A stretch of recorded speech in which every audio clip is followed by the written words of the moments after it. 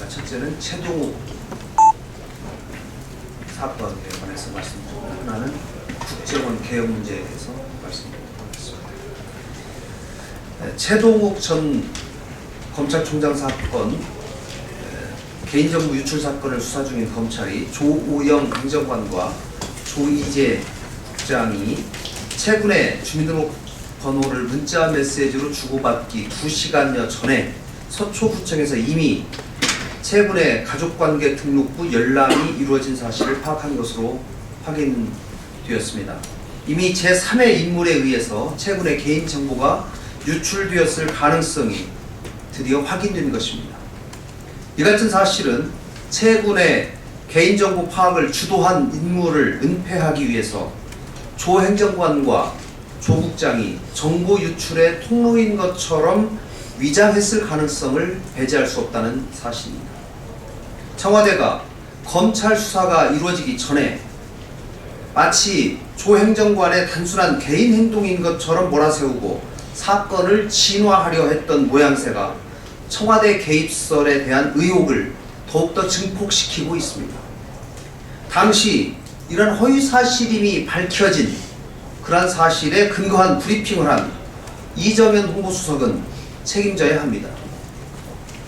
양파껍질같이 까도 끝이 없는 최동욱 개인정보 유출 사건과 관련해 검찰은 모든 가능성과 혐의 선상에 있는 모든 관련자에 대해서 국민이 납득할 수 있도록 철저한 수사를 해야 할 것입니다.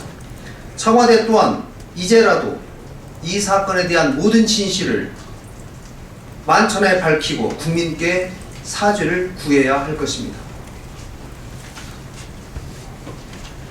장성택 사건이 국정원 개혁의 발목을 잡는 핑계거리가 되어서는 안 된다는 점을 말씀드립니다.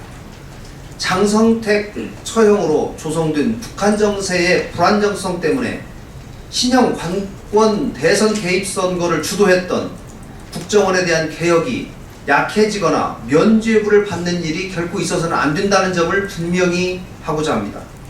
지난 12일 국정원이 내놓은 3쪽짜리 셀프 계획안만 보더라도 얼마나 국정원 개혁이 필요한지 잘 알 수 있을 것입니다. 특히 새누리당 일각에서 장성택 처형 등을 핑계 삼아 국정원 개혁 수위를 낮추려고 하는 움직임이 있습니다.